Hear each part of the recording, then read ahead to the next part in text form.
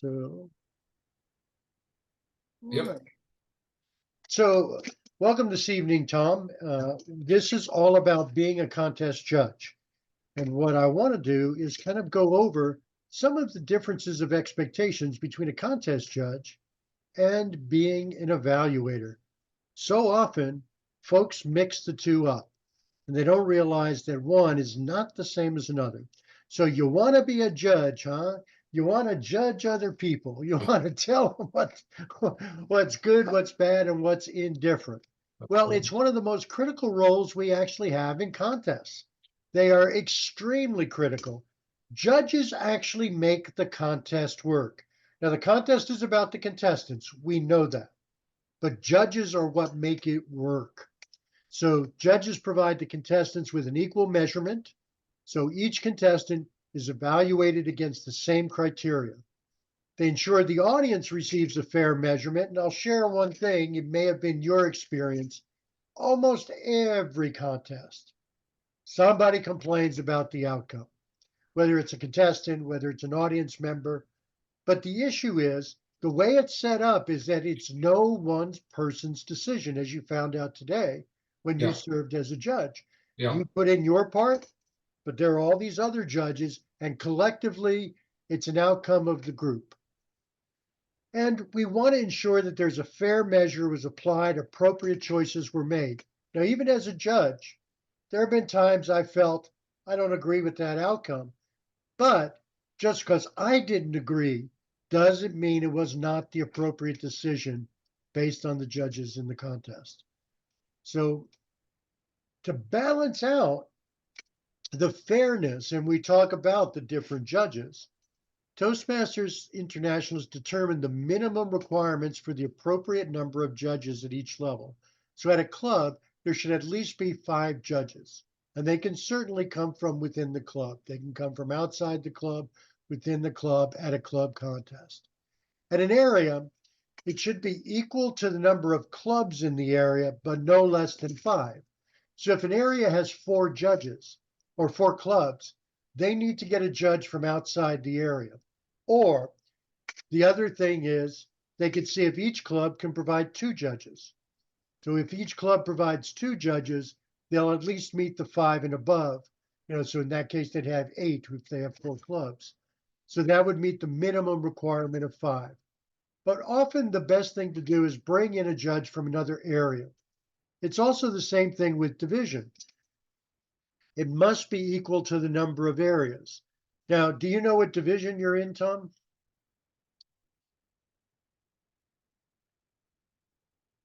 You don't have to answer if you don't know it. Yeah, I'm not sure. Okay, so here's the issue, is that, for instance, Division A has 4 areas. So therefore, if they get 1 judge from each area, they can't meet the 7 judges. So when they do their division contest, they could try to get 2 judges from each area, or they could try to get judges from outside the area. Now, when I'm talking about judges, I want to be clear here for those who are thinking, this doesn't count tie-breaking judges. These are what we call the voting judges, and we'll talk a little bit more about that in a bit. The district must be equal to the number of divisions in the district, which is 6, but no less than 7 judges. So district also often makes 2 judges from each division. Now, I didn't say this at the beginning, but I'll share it now. These slides will be made available to you also at the end. So you can make notes, but don't worry about trying to catch everything because you will have the slides. Now, at the division and district contests, a judge cannot be the member of the same club as a contestant. It does get tricky. Let's say a contestant is competing from Club A, but they're also a member of Club B, and I'm in Club B with that contestant. Well, even though they're representing Club A, I still can't be a judge at the division or district level because we're in a club together. So at division and district, a judge cannot be the member of the same club of the contestant, even if it's not the club they're representing in the contest. Does that make sense, or is that clear? Good. A judge should be familiar with the contest rule book. Now, as a chief judge, I always provide the contest rules for the contest to the judges so that they know what to be aware of for eligibility. Everyone in all contests must be a Toastmaster in good standing and a club in good standing, which means the club has 8 or more members, and the membership dues for the member and the club are current with Toastmasters International. As we move forward, eligibility is checked between the contest chair, the Toastmaster, and the chief judge. So there should rarely be an opportunity for a judge to protest someone's eligibility, but you need to be familiar with the criteria. In addition, the member can have declared an intent to run for district or international office. Once they've declared that intent, they can no longer be a contestant. They can't compete in another division international speech contest or international, or actually any speech contest. They can only compete in one division for a particular contest, even if they belong to multiple divisions, multiple districts. And they can't be a current district or international officer. Also, Toastmasters added this rule this year, which to me seems a little redundant, but there's obviously a reason for it. So they can't be a candidate for district positions elected by the district council for the term beginning upcoming July 1. Now, currently, all the districts are going to go through their leadership team reviews of people for district officers to include division governors. Well, if someone is going to be a candidate, whether they've been approved or not, they can't compete. So it's very important that that's paid attention to as well. Toastmasters who are the member of more than one club and meet all other eligibility requirements may compete at each club level. So you can compete at all the clubs you want. You can only compete in one area, one division contest of the same type, even if they're in different divisions or districts. So that's the correction to the bullet back here where I said all clubs, not just international. So that's an error on my part. There you go. I'm human. Now, this covers the eligibility requirements for the evaluation contest. This year, we're doing evaluation and international. But quite frankly, this covers the eligibility for all contests. But there are additional requirements for international. The contestant must have earned certificates of completion in levels 1 and 2 of any path of the Pathways experience, or earned a Distinguished Toastmaster Award. So if the contestant's a Distinguished Toastmaster, you don't have to worry about levels 1 and 2. However, if they are not, they must have levels 1 and 2 in a single path. There was a lot of discussion several years ago. It could be level 1 in one path, level 1 in another path, and that included 2 levels. No, it's level 1, level 2 of a single path in Pathways. So that's the requirement for international. Part of the reason for that is that Toastmasters wants the members to have a little bit more experience in the preparation and presentation of their speeches before they compete in the international. So they want them to be a little bit more solid with their skill set. Now, the one exception to all the requirements listed is that a charter member of a club chartered less than 1 year before the club contest is permitted to compete without having completed this requirement. So if a new club comes along and they charter, then the members can compete in the international speech contest without the other requirement. But the club must have officially chartered before the area contest. So when they go into the area contest, they have to have been a chartered club. That's added for completeness. It often doesn't come across for most people. Now, you signed one of these, I'm sure, leading up to your role as a judge today, the Judge's Certification of Eligibility and Code of Ethics. And so for each contest, if you were going to judge both evaluation and international, the way this form is constructed, you can only submit it for one contest at a time. And we do encourage that you submit one for each contest, just to be sure. To be a chief judge, voting judge, or tie-breaking judge, you must meet the eligibility requirements here. Just like a contestant, you must be a paid member. At an area or division contest, you must be a paid member a minimum of 6 months. And they still recite the Competent Communication Manual here, and this is the current one. Must have completed six speech projects in the Competent Communication Manual or earned certificates of completion in levels 1 and 2 of any path. Now, nowadays, I don't know if you're familiar with the Competent Communicator Manual, but chances are nobody's sitting around for the last 4 years just with 6 speeches in the Competent Communication Manual. Very likely they have a level 1 and 2 path. We don't have to worry about the requirements for the International Speech quarterfinals and World Championship, but they are here on the form. Now, judges for contests beyond the club level are not eligible to compete in the same contest during the same contest cycle. That means if you're a judge, you can't compete in the contest in that speech cycle, regardless. So if you're a judge here and you're competing in another area, can't do it. So it's important to keep that in mind. A judge's purpose is to select the speaker who's given the best speech of the day. Now, we are so ingrained with evaluating that sometimes we can't get out of that evaluation mindset. Sometimes we just look at it and say, well, I think they should have done this, and I think they should have done that. Well, this is the challenge of judging. Judges don't evaluate. They're not meant to be evaluators. Evaluators praise a speech, measure the presentation against the speech purpose, and they advise the speaker on how to improve. So if I listen to someone's speech today as a judge, I'm not in the business of trying to figure out how they could have done better.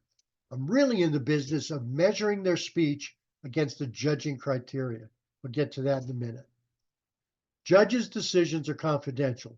We encourage judges. They're not shared by anybody else. The chief judge and the ballot counters are the only ones that see everybody's ballots. But we recommend to judges, don't tell people how you voted. Congratulate people.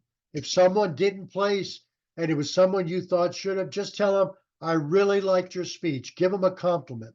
When I would go to in-person speech contests, I always went to the people who didn't place first to tell them how much I enjoyed their speech. I wanted them to feel that their message got across to somebody and that someone was listening to what they shared because of the time they put into it. Everybody's congratulating 1, 2, and 3. But as a judge, I would never go up and say, I had you down as number 1, because that just makes them feel bad. That doesn't make them feel better. So judges' decisions are confidential. Don't explain any decisions to contestants. Don't tell contestants. I've had people ask me after a contest how they can improve, and I put the question back to them. Well, what do you think you could have done differently? Well, nothing. Well, then I certainly can't tell you what to improve. I just leave it at that because I don't want to get into it. At that day, at that time, based on the voting of the judges, they were not considered the top choice. And each judge, as we mentioned, has only one voice. So if you're a member of 7 judges or more, you have one voice, and your voice is as valued as any of theirs. So none of us know the best outcome. What we do know is the outcome. You serve multiple members. You serve the contestants because you're assuring to them that you're going to give them a fair evaluation against the judging criteria. Now, I didn't say this, but I want to share it now. Judges should not be known to anyone but the chief judge. You shouldn't go around and say, hey, I'm going to be a judge at the area contest next week. Hope you'll all come. No. We don't want contestants playing to judges, and we don't want judges bothered after the contest by contestants as, why didn't I make first, or why didn't I get in place, or anything else. That's why we want the confidentiality. So judges serve the contestant to give that fair evaluation against all the contestants. You also serve the audience. By doing your best to be fair, impartial, and judge the contestants based on who gave the best presentation that day, then the audience gets satisfaction of what they did. Now, I've got to tell you, very often when I'm a judge, my number one will turn up to be like a number three or a number two for everybody else. That's just the way it happens. Excuse me, do I feel I judged bad? No.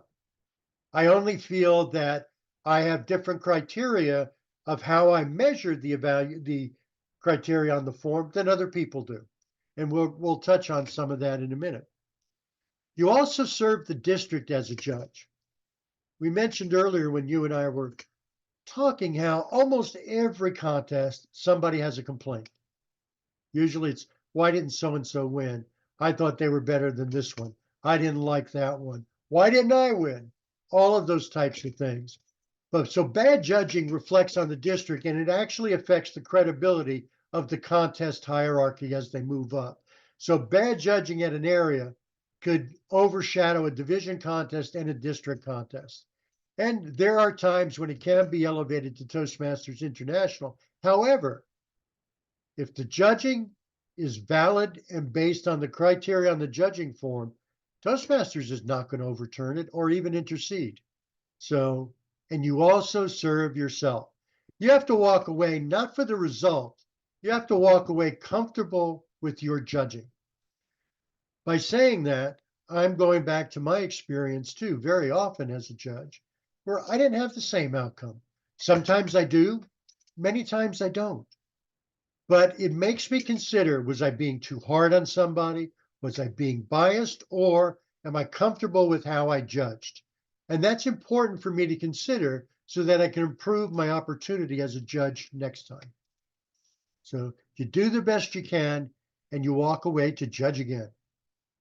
Now, judges are good listeners. We want the judges to listen to every contestant, especially with contests being online or area division, and it's going to be hybrid at the district. Can suddenly say, oh, yeah, I know it's contestant two. I don't think he's so good. I'm going to go get a cup of coffee. No, you got to listen. We owe it to the contestants to listen to their presentation so we catch the nuances. We want to be fair. We want to be as impartial as we can, and that means we can't be impartial. But I can't judge my friend better. I can't judge a partner better. I can't say, I don't like that person. I've interacted with them before. I'm going to judge them down. I have to be fair based on what they present. And sometimes, often also with some of our contestants having accents, sometimes that may cause a bias inside of us. But what all we should be listening to is not the bias of the accent, but can we understand what they're saying and does the presentation make sense? So we have to be careful about being fair because we're human. We're never objective. We're always subjective. And we want to try to remove our biases wherever we can. Good judges know the contest rules, which we already covered, and then we're familiar with the form and how to use the judging criteria. So here are barriers to our objectivity. First speaker often gets a low rating compared to the last speaker who gets the high rating because it's the last one we heard. Be aware it's a natural bias and ensure your outcome to remove the bias. Now, I'll be quite honest. I set a pattern with my first speaker. And then as we go through, I start adjusting my pattern. At the end of the day, I'm only turning in my top three. Nobody knows what's written on my form. Nobody knows how I've adjusted my speaking, my grading. But I try to set a baseline with that first speaker that I use to work forward. So people are either up or down from that. So watch out for your natural bias, but that doesn't mean my first speaker ends up in my top three every time. That's how I do it. Set that initial baseline. We also need to remember we're judging each speaker individually. I'm really not judging speaker one against speaker six or vice versa. I'm really judging them individually against the judging criteria. Sometimes we like, we like to be champion for the underdog. Well, there are no underdogs in the speech contest. They're only contestants. So just because we say, oh, this person, I've seen this person before, and boy, they're always trying. I really want to build them up. Well, we don't build them up by giving them unfair judging to boost them up. We still need to judge them to make sure that they get the same evaluation as anyone else in the contest. Now, the opposite of that is the halo effect, which means, oh, I've seen them before. This guy is great. I just love him. I love to hear his stuff. You know what? Same thing. It's the halo effect. It's the opposite of the underdog. You know, we don't build them up because they're the underdog. We don't build them up because we've seen them speak before. And remember, a dynamic presentation does not replace content. When we see the judging form for international, you'll see how much content matters. The other thing is this reverse halo effect, which is a lot like the underdog. We don't downgrade a person because we don't like them. Oh, I've seen them. Oh, I had a run in with that person. Oh, I just don't like that. I think that guy is so arrogant. We don't say, okay, just because of that, I'm going to do my best to make sure you don't place. That's not our job. You know, save that for outside or writing in our diary. But we definitely don't want to downgrade just because we don't like. And a lot of people are return contestants. They keep coming back again and again. It's similar to the halo effect. And so we don't actually, I'm sorry. This is not repeat contestants. This is, I saw them at the club. I saw them at the area. I saw them at the division. When we see them again now at district, we're not comparing them to the other 3 presentations they gave of this speech. It's just this speech on this day. The other ones don't matter. They're not present for that presentation. They were at different contests. So we don't compare previous presentations to the current one of the same speech just to try to say, well, today he had a bad day and he kind of missed that whole point, but he was so good last time, I'm going to mark him good. We've got to be fair. And the last one, not the norm. Darren LaCroix talks about how at the World Championship of Public Speaking, he was told to make sure he always stood. Well, he gave a good portion of his speech lying on his back.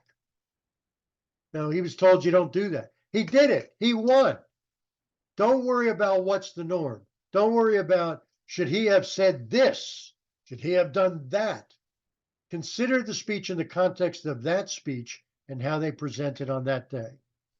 And in an evaluation contest, I've heard people say people should not use in conclusion or in summary. In the evaluation contest, the summation is worth 15 points on the evaluation judge's ballot. When someone's competing, they need to ensure the judge doesn't have to guess that they're going into their summation and conclusion. It's not the same as at the club. An evaluation competition is an evaluation competition against the judging criteria, not what you would do at the club. You could be a little more freewheeling, but when I actually have marked evaluators down for not stressing or coming to a specific conclusion, even if later they were to say, oh, well, this one sentence was my conclude. You didn't point it out to me and I was the judge. And judging is subjective. It's a subjective process we try to make objective. We just need to understand our biases. There's no way to control the tastes of the judges. None of us can be totally objective. And that's why we use a panel of judges to help offset the bias. So, Chirag, thank you for joining us. Julie, thank you for being here. Chirag, you have a question. Yeah, so thanks. Sorry, I was a little late. Quick question. I marked it on your report card, and you're going to need a note from your partner to tell us why, but that's okay. No, don't worry. Don't worry. Chirag's in my club, and I'll make sure I'm going to do a full report to the club when next meeting. Yeah, Tom is a tough. Yeah, he's a Tough grader. So, but we actually, Tom and I attended a contest today as judges. And my question is for the conclusion, in today's contest, they wrapped up like within like few seconds. So I just wanted to like kind of get an idea as to how much time should they spend on the conclusion. Is 30 seconds okay, or like something? Because I feel like they go to the last and then they just say, in conclusion, I think you should do this, and you did this too good, and you could improve on this. So is Yeah. that sufficient? Well, Well- yeah, and just to add what Chirag's saying is what we found out today, and you'll have much more experience than us. So when they see that red card, right, Yeah. then they Yeah. go, oh, I got to wrap up, and they just boom, boom, boom, and now they're off, right? So that Yeah. was part of it, I think. Well, Yeah. let's take a look at the judging ballot and discuss it there, because I think that'll help too if we do that. And I believe the ballot is the next slide, and I think that'll help. So when we look at the ballot, here you can see the summation. Is it concise? Is it encouraging? And so here's what I expect as a judge from a ballot. Not necessarily everybody, but I do. I want to hear in that summation, I want to hear, Chirag, in conclusion, as I said earlier, you are really strong in your gestures, your presence on the screen, and the way you coordinated your background with your outfit made you stand out. The only areas where I would suggest you consider is sometimes your voice dipped, you didn't have your vocal variety, and I did lose a little bit of the thread when you went from the story of Alice in Wonderland to the story of Beauty and the Beast. Yeah. And and that's all I want. I want just whatever it takes to give a summation of what you just did. So the speaker shouldn't have to search back to, okay, what were all those things? Did I get them all? You're giving me that conclusion, that summation, Okay. Okay. you know. So yeah, And that makes sense. So it's a pretty short and yeah, sweet it doesn't conclusion. have to be 30 seconds, but like you said, both of you said, Tom and Shrek, they see the red light and they Yeah. suddenly go into it. Right. But I want them to tell me in conclusion, in summary, I want that. You Yeah. don't have to want that, but you Yeah. have to feel that there's a very defined conclusion or summary. Yeah. No, and they did today actually. So I think at least a couple of them did, and yeah, it made it easier. Yep. Okay. All Yeah. right. Excellent. Thank you for asking the question. So let's go back to the ballot and take a look at it from top to bottom. You both saw this today, of course. One, we're looking for the analytical quality, 40 points. Recommendations, did they provide any? Was it positive? Was it helpful? Was it specific? So one time somebody evaluated me and said, because I do speak fast, I don't always pause. I have to be very conscious about that. And the person said, and don't forget the power of the pause. That's nice, cute catchphrase. Put that on a matchbook cover, but tell me where to pause. Needs to be specific, needs to be helpful. Technique, were they sympathetic, sensitive, motivational? What was the choice they made in giving their evaluation? Now, since an evaluation is intended to be audience member feedback to a speaker, how did they choose to give that feedback? Did they choose to be the expert? Did they choose to be sympathetic, where they said, I understand what you were trying to do, it really resonated with me? Or sensitive, I really felt your pain? Or motivational, I really liked how you did this and can see where you're going. I can see you doing more of this. Something like that. It's not like you have to say, oh, they're sensitive, they're motivational. How did they choose? So did their technique, which is not about doing a sandwich approach, did their technique create the ability for the speaker to receive their message very clearly and resonate with their suggestions? That's what we're looking for. Did they try to create a connection to the speaker? And how did they choose to do that? And then, as we mentioned briefly on the summation, I want to hear, in conclusion, I want to mention you did this, and well, you can do these other things. I don't look for the word improvements. I actually hate it because I don't think I can tell someone how to improve a speech. That's my personal bias. I just want to see you could try these things to do it differently. But I don't care if they use improvements. I don't care if they use things like that. But I want to hear them wrap that up. So in the conclusion, in that summation, the speaker knows what they said well, what they could use to potentially improve or do differently. So I look for that. Now, the back of the form, if you might have used, did you guys just use like a Google ballot, a Google form today or anything? We used a form similar to that form you just had. It was 2 pages, so it had a little more elaboration of the judging criteria on the back. Good, good, because that's exactly where we're going to next, is at the back of the page where it talks to what was the effectiveness. So did they look at the speech and the weaknesses? Were they clear and logical? Did they identify specific strengths or weaknesses? Are there recommendations? Again, they say recommendations, not improvements. Tom, when you gave this presentation, I'd recommend you consider this, or I would have liked to have seen this, which would have made it sell the point to me better. But that's exactly what we're doing. We're giving them recommendations. They say improvement, but I say recommendations. But are they practical and positive, or is it just coming across as someone's bias? Here's what I hate. I hate somebody saying you need better vocal variety when they don't give me example.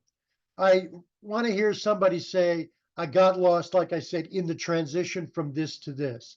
I want to hear someone say, I had trouble following because you had so many pieces of information on top of one another that I got lost in staying current with each one as you kept moving. I want to hear them say things like that. I can work with that. But if you tell me, well, that was a lot of information, I didn't catch it all, you're giving me nothing. So I want to hear that they're giving the speaker something. Technique, as they say, refers to the comments and recommendations.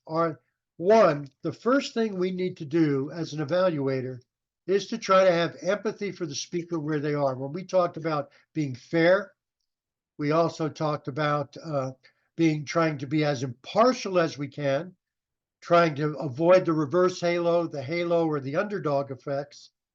In our technique, did the evaluator attempt to connect with the speaker in some way? Did they attempt to create a connection so they could share that information? I look for that. I'm not looking for, did they give 3 things that were good, 3 things that were bad? I'm not looking for, did they use a sandwich technique? You're really good at this. These are areas you can improve, but you're so strong at this, keep going. I'm not looking for that. I want to know, did they present them in a way that the speaker could pick up and resonate with? And the summation, again, summarizing everything that was said and being positive and encouraging. So does that kind of tie in with your experience today in terms of how you understand the process? Yeah. Okay. All right. Yep. Let's, I was not clear about the technique, but now I get it, that it has to be like soft approach, right? So Well, no. Don't. Once again, I'm not putting it in a box, and I don't want to create that image. What I'm really saying is, as an evaluator at a club or a contest, we're trying to connect with the speaker. So let's try this. Let's say this is my evaluation. But Rock, you did a really good job. It's nice. You kind of got the point across, but it just didn't work for me. It was like it seemed all over the place. I didn't find anything clear. Well, I'm not even trying to connect with you. I'm Right. just trying to be some butthole over here, trying to just tell you all the things that I think I know because I'm so good. And I'm not trying to connect with you where you are. You just gave a presentation. So this was at the club level, but let's say now it's at the area level. This person went to the club level, prepared, they gave their presentation, or the evaluator, they evaluated speak. Now they're at an area level, totally different audience, not that safe, comfortable group they're used to every week. And now they're giving an evaluation. So as a judge, what I'm looking for, are they connecting with this speaker to try to resonate, to try to say, I understand, I feel where you're coming from, or anything else? They don't have to use those words.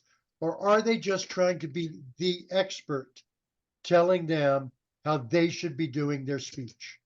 Right. Okay. Does that make sense? Yeah, makes sense. Yep. Yeah. They don't have to be soft. They don't have to be sensitive. I just want to know that they're Connect. connecting, Yeah. trying to connect. Yep.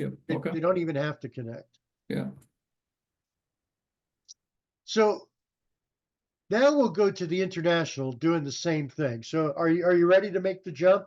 Does anybody have a problem with that before we leave evaluation ballot? No, go ahead. Okay, so international, again, a lot of what we discussed earlier too about remembering, it's just the same with evaluation. We're trying to say that was the best evaluation I heard today, not based on presentation, based on content, technique, recommendations, and summation. Now we get to international, it's the same thing.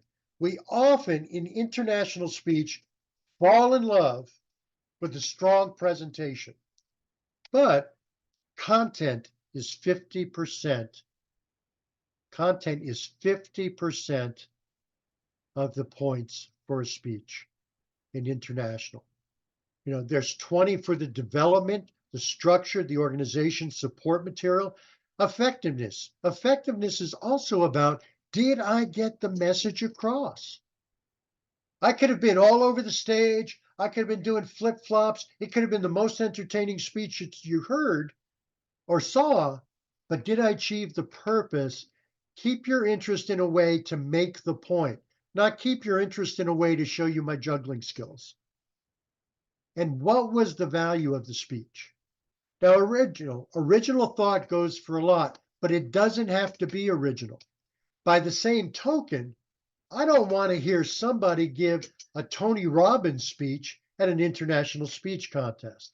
I don't want to hear what Tony Robbins says. They can quote him, they can use part of his material, but I don't want to hear Tony Robbins. I want to hear what I took in for the Tony Robbins and then how I brought it back out and share it.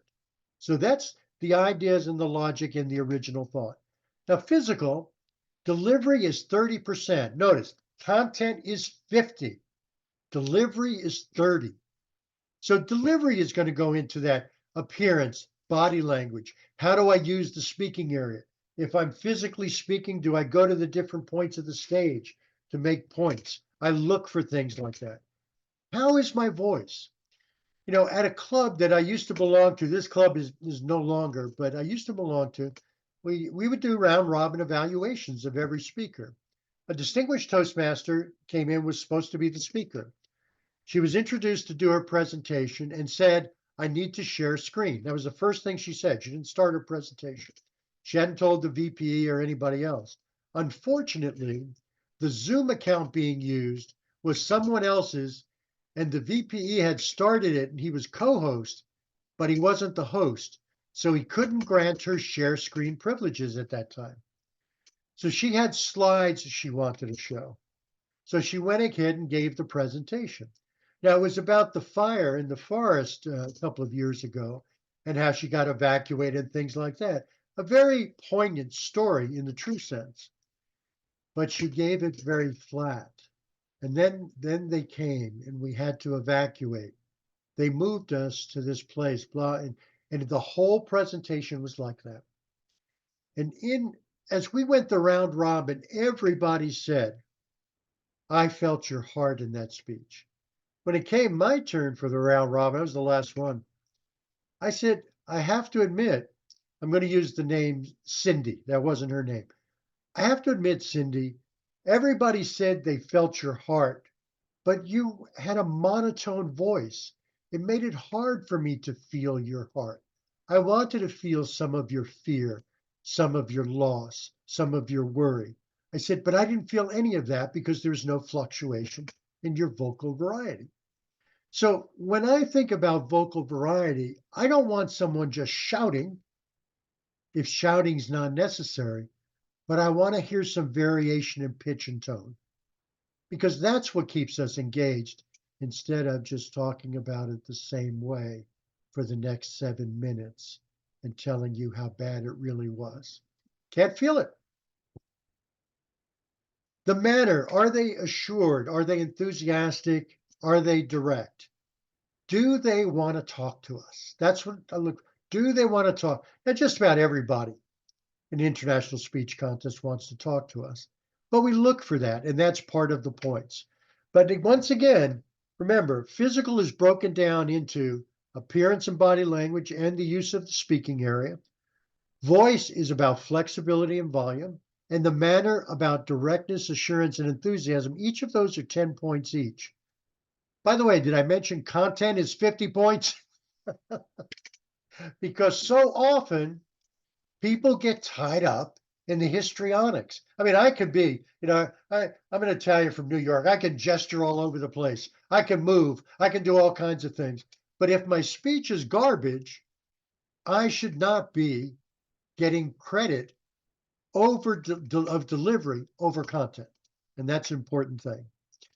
And then appropriateness. I'm pretty general on appropriateness. Rarely do I ever see in language that I'm going to talk about correctness, grammar, or grammar or appropriateness unless there's a major faux pas. And here's what I mean by that. If someone is consistently using the wrong tense, and I'll also consider is English a second language for them? Again, I'm going to consider that because frankly, that may be why they're using the wrong tense. But if I'm using the wrong tense all the time, you should catch me on correctness here. It's 10 points. Appropriateness to the speech and purpose, that's going to be a really big personal judgment. For instance, someone might get offended if you use certain words. But, and I'm going to say this, to me, was it appropriate to the speech? That's what I'm looking for is the context, not just the words. And so you decide that on your own. There's no absolute rule about that. All of these things, again, we said we're supposed to be objective as judges, and guess what? We're not. We're subjective. We bring our own biases to it.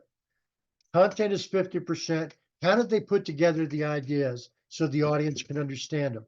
Is it structured? Remember, one of our skills in Toastmasters is learning how to prepare a presentation so it flows. That's why content rules. Was it effective? So the way I put it together, was it effective in getting the message across to the audience? And was there some value in my ideas? They don't have to be profound. The other thing is sometimes in international, everybody feels it has to be profound. When I'm done with this speech, we'll all change the world. Nah, not really. Maybe we're just going to change the time the garbage man picks up our weekly garbage. Whatever the point is. But is it has some value? Is it worth listening to? Did you enjoy it? Did you learn something? Did you feel they put it together well? That's what you're looking for in value. And it's based on your opinion. Delivery. Again, an entertaining delivery is a value, but it doesn't overrule content. I do want to see some aliveness up there. I want to see like that person wants to be talking to us. And if you look at the World Championship speeches, you'll see that everyone does it. They all do it differently. They do it their way, but it serves the content and it delivers their message. And that's the important part of the delivery. And then the language, as you can see, is we don't want to, there's an interesting thing. If we sometimes say something, it can stop people following us from that point forward. For instance, I'll share something that may stop you right now, but I shared a story one time early on in my Toastmaster career, true story, about how my father and I had a fight. He was a butcher. He said he's going for his nights. He said, I'm going to cut his heart out. The audience stopped listening after I said that. Whatever followed from there, they couldn't hear because the shock of hearing that you made them pause. Their brains froze. So I also think about that when I choose the language. So if I say, for instance, I got into an argument with someone and I called him a liar, you might get stuck there. Versus I had an argument with someone and we changed words back and forth and it escalated. You can still listen. You see, it's amenable. That's where some of that appropriateness comes in. So it's context.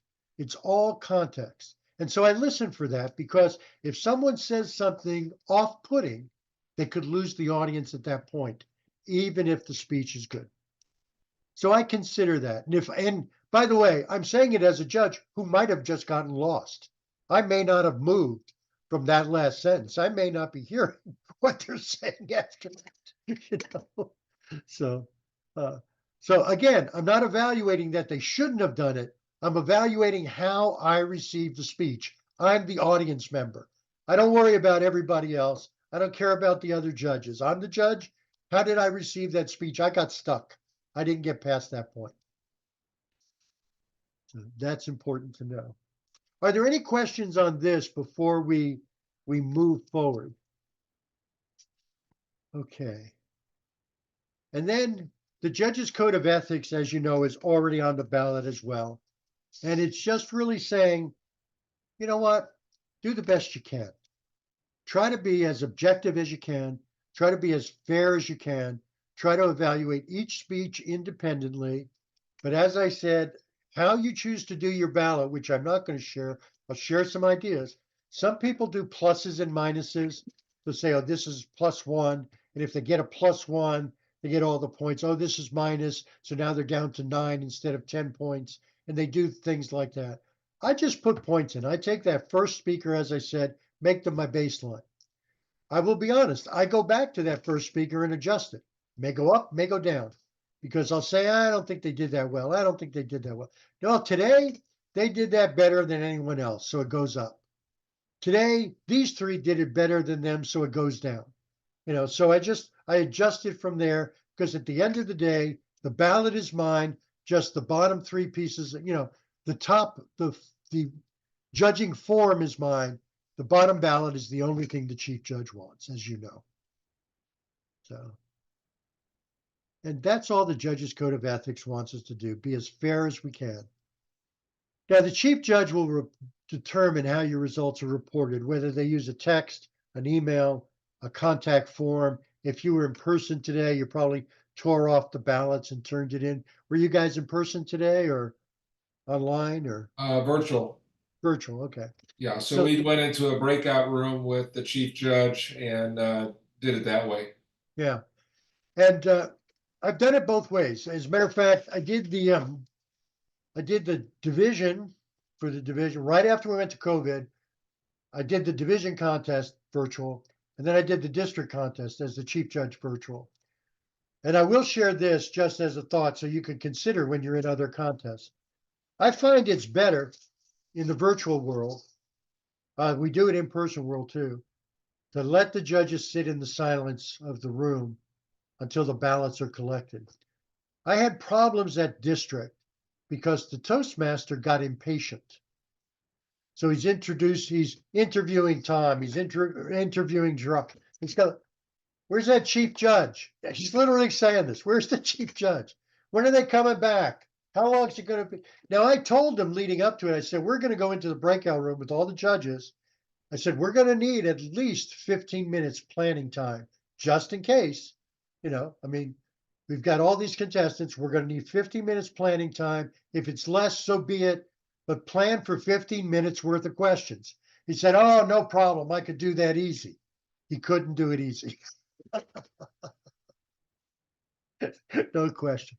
So since then, I've actually preferred to stay in the room because then people don't get antsy. And then when I leave with the ballot counters, we do the timing. But you do what works. All I'm going to say is there's no hard and fast rule. I'm giving you my experience with some of these things. No hard and fast rule. Also, as a chief judge, I prefer to have people send me their top three by an email. That's all I want. Just want their top three, but send me an email, your top three. That's all I want. I don't care about anything else. I don't care how you do it. Now, as a judge, I do use the form to tally my speakers as I'm going along. I don't wait to the very end.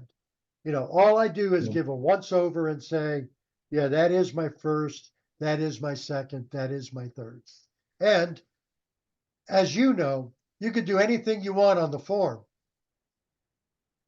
Your numbers may not match what you submit for your first, second, and third, but nobody knows. That's your official ballot. So you keep track the best way that works for you. Again, so like I said, some people like Google Forms, email, text. I prefer to have it emailed to me. I like the Google Forms as well. They work really nicely when they work, and when they don't work, they don't.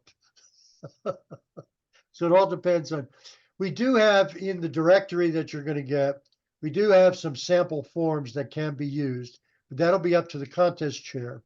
and it'll also be up to your chief judge. So as you know, the judge reports your top three. If you're ever a tie-breaking judge ranks everybody from first all the way down to whatever the last contestant is. So if you have 6 contestants to 6th place. Now, I mentioned earlier about voting judges. Voting judges are only those 7 judges or those 5 judges or whatever else. Tie-breaking judge is not considered a voting judge. Why is that important? It's a rhetorical question. Don't rush to answer it. It's important because only voting judges and contestants can levy a protest. That's why you need to know the contest rules for eligibility. You also need to know the contest rules for originality. For instance, in any presentation, an evaluation, or an international speech, if I cite a quote from Mark Twain, I need to attribute it to Mark Twain. I can't just say, just throw the quote out. That's considered a breach of originality. It's as if, even though it's not my intention, it's as if I'm trying to take somebody's information and use it as mine. In an international speech, less than 25% of the speech can be attributed material, but the rest has to be original. Now, we had a challenge last year in the international speech contest, protest. And it was because the gentleman used a quote and didn't attribute it. Now, that doesn't mean he gets disqualified. I want to be real clear. What happens is the chief judge brings in the voting judges and presents what the protest is. The contestant against whom the protest is made is called in to present their side. The judges then vote. What are the judges voting on? Is that worth kicking someone out because they didn't use Mark Twain's name when they knew they should have and they missed it while they were giving the speech? No, it may not be. It's only worth throwing out if I'm trying to represent it as mine. There's a difference in the intention. Chief judge doesn't vote on a protest.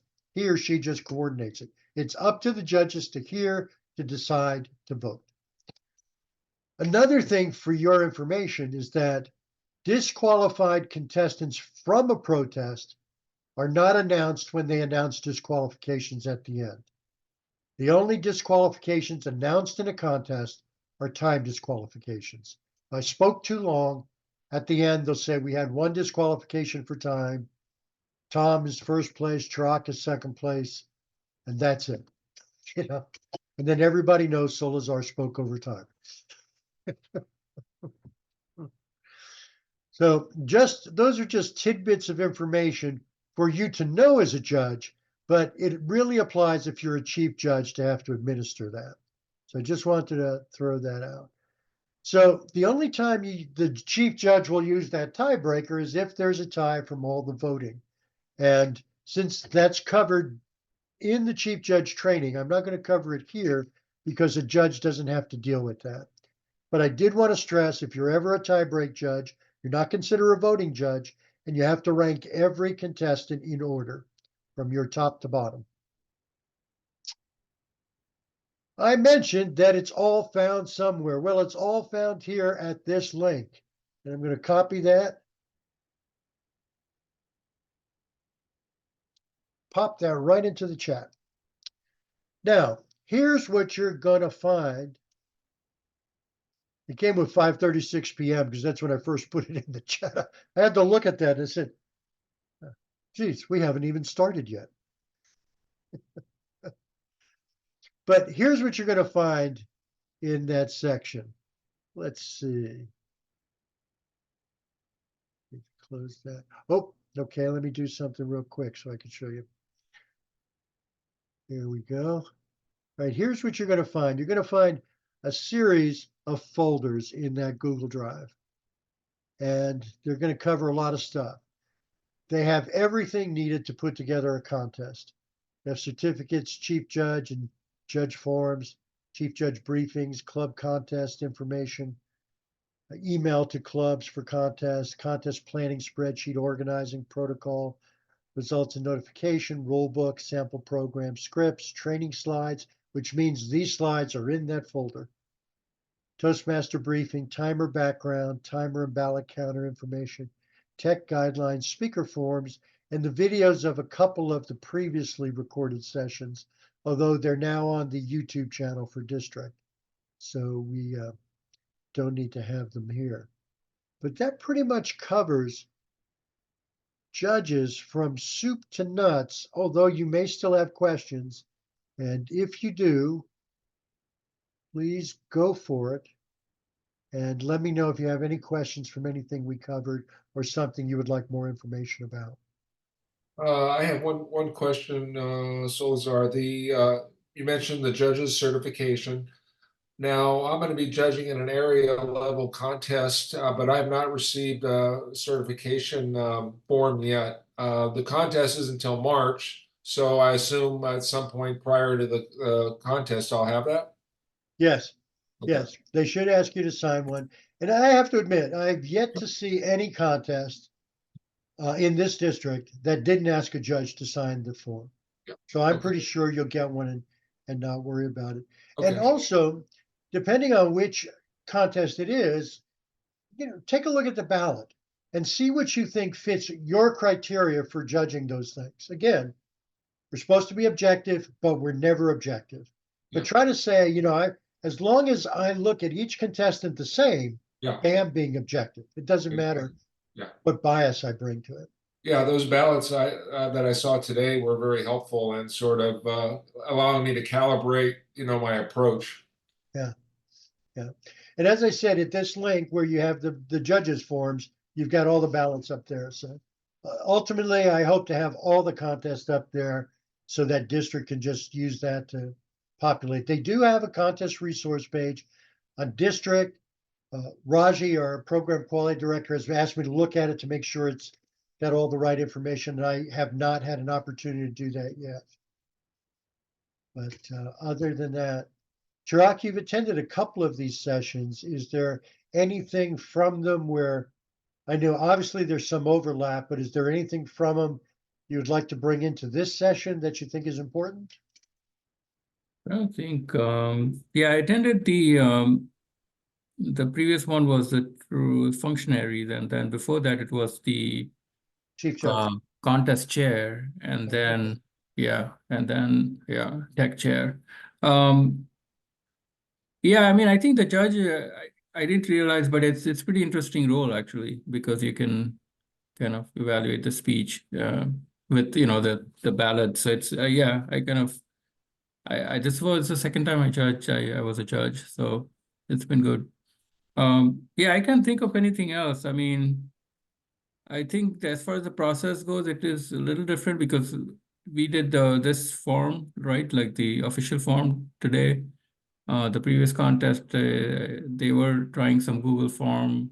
So I think, yeah, everyone has their own way of doing it. So there might be slight differences, but yeah. Well, and one of the things I do is that, like, if you tell me it's going to be a Google form, I'm still going to, because you can just go to TI and download the form. Yeah. And also you can go to this resource directory in the chat, get the form. I still look at the form. So I'm going to actually complete the form before I do the Google form, because I want to change, I want to adjust, I want to make my marks as I'm going across. That's just me. That's how I am. But I also want, as Tom mentioned earlier, I want the back of the form. If this says analytical quality, I got to look back and I say, well, okay, yeah, I'm looking at this based on the guidelines. I'm not creating something different. Yeah. And again, there's two things, and I don't know if you came in during this, Chirag, at the beginning, when we pointed out, when we're a judge, we're not an evaluator. We're not, for instance, when I'm listening to someone's evaluation in a contest, I'm not in the business of saying they could have done that evaluation this way. That's an evaluator. Right. I'm in the business of saying, did they match the criteria on the judging form? Right. Same thing with the speakers. I'm not an evaluator. Did they match the criteria on the judging form? Right. Yeah. No, that makes sense. And I think that first of all, the points are there, and then also the criteria. I think that's super helpful. It just kind of helps us rate them more fairly, I would say. So, yeah. Well, thank you both for being here. If you don't have any other questions, you get some time back, and I really appreciate it because makes it easier to have people to talk with. Oh, yeah. So, Solazar, thank you very much. Very informative. I really learned a lot, and appreciate you taking the time to guide us through all the material. Yeah. Yeah. Yeah. Thanks, Oliver. Yeah. You're welcome. I'm going to mention one thing because somebody did ask at one of the sessions. They said, Solazar, how do we get you at our contest to do things? And my point is, you're the guys that need to be doing things at contests. I Yeah. don't need to be. You guys got to come up so that next time you're doing this session. Yes. Yeah. Yeah. Yes. Yeah. No, we Yeah. need to get there. Yeah. Yeah. So thank you so much for attending and good luck. Good Yeah. luck. As always. Yeah. Good luck being judgmental. Thank you. Have a great evening. Thanks. All Yeah, right. you Thanks. too as See you, well. Tom. See you, See Tom. you later. See you, Sharad. All right. Bye-bye.